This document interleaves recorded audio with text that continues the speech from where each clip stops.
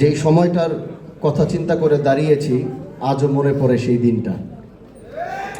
মাদ্রাসায় পড়তাম তখন। আমার সংবাদ ভাই, আপনাকে শর্ত হবে ভাই, আপনি লম্বা। সবাই সেই শাপলার দিকে গিয়েছিলাম, তখন বয়সও খুব কম ছিল। যাওয়ার সময় বাসার থেকে বাবা মা বললো যে যাচ্ছ যখন, ওইখানকার মানুষগুলো না খেয়ে আছে, তুমি যাওয়ার সময় পানি বিস্কুট কিছু পারলে নিয়ে যাও। তো একটা ভ্যানে করে কিছু বিস্কিট কিছু পানি নিলাম, যাচ্ছিলাম। রাস্তায় মানুষ আমাদেরকে ধরে ধরে বলছে, কেউ এসে পানির বোতল দিচ্ছে, কেউ এসে বিস্কিটের প্যাকেট দিচ্ছে। যে এক মায়া দেখেছিলাম। তখন এই দেশের মানুষ যারা আমাদের মতো আলেম সমাজ, ছাত্র সমাজ ওই সময় দাঁড়িয়েছিল, সেই দাঁড়ানোটাকে, রাতের বেলার যে ইতিহাস তারা ঘটিয়েছিল, আমার মনে হয় সভ্য জাতিতে কোনোদিনও এটা সম্ভব হতে পারে না। আজও মনে পড়ে সেই দিনগুলো। এজন্য আমি বলি যে জুলাই গণ অভ্যুত্থান হয়েছে। এই জুলাই গণ অভ্যুত্থানে শহীদের বাবা মারা দাঁড়িয়ে তারা বলতে পেরেছে যে আমি আমার সন্তানের বিচার চাই। মা দাঁড়িয়ে বলেছে আমি আমার সন্তানের বিচার চাই, বাবা দাঁড়িয়ে বলেছে আমি আমার সন্তানের বিচার চাই, ভাই দাঁড়িয়ে বলেছে আমি আমার ভাইয়ের বিচার চাই, বোন দাঁড়িয়ে বলেছে আমি আমার ভাইয়ের বিচার চাই। কিন্তু শাপলার গণহত্যার কোনো বাবা মা সন্তানের বিচার চেতে পারে নাই। সেই ছিল 5 মে। সেই শাপলার ইতিহাসের একজন বাবা ঠিক মতো দাঁড়িয়ে, একজন ভাই ঠিক মতো দাঁড়িয়ে, একজন মা ঠিক মতো দাঁড়িয়ে তার সন্তানের বিচার চেতে পারে নাই। এরকম 17 বছরের জিনজালে আমাদেরকে আবদ্ধ করে রাখা হয়েছিল।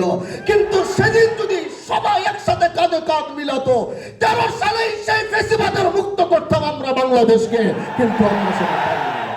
এজন্য প্রিয় ভাইরা আমার, প্রিয় ভাইরা আমার, প্রিয় ভাইরা আমার, এই শাপলা আমরা ধারণ করি।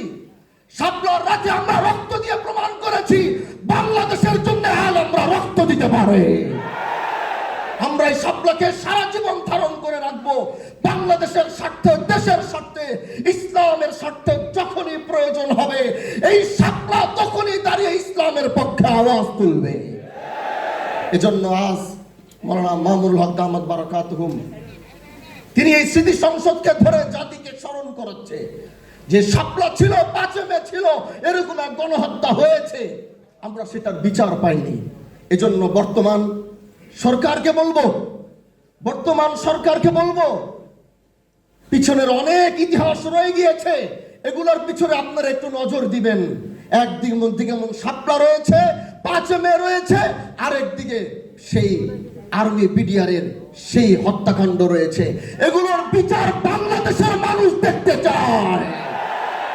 এই বিচার যদি না করতে পারেন, তাহলে তারা মনে করবে, তারা সেটাই ধারণা করবে আপনারা ব্যর্থ হয়েছেন, আপনারা সেটা পারেন নাই।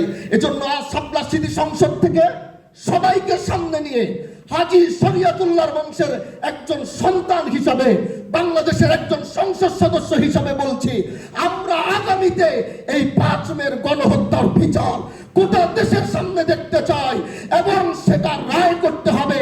সেই রায়ের বাস্তবায়ন বাংলাদেশের আলেম সমাজ, ছাত্র সমাজ, সর্বস্তরের মানুষ দেখতে চায়। কি বলেন ইনশাআল্লাহ? এই বলে আমি আমার বক্তব্য শেষ করছি। ভালো থাকবেন, সুস্থ থাকবেন। নাসরুম মিনাল্লাহি ওয়া ফাতহুন করিম ওয়া বাশশিরিল মুমিনিন।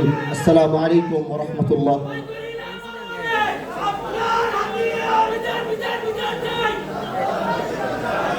5 মের গণহত্যার স্মরণ ও মূল্যায়ন শীর্ষক শাপলার শহীদ গাথা আয়োজনের এই পর্যায়ে আলোচনা করবেন বিশ্ববিদ্যালয়ের শিক্ষক, বিশিষ্ট অ্যাক্টিভিস্ট জনাব আসিফ মাহতাব উৎস।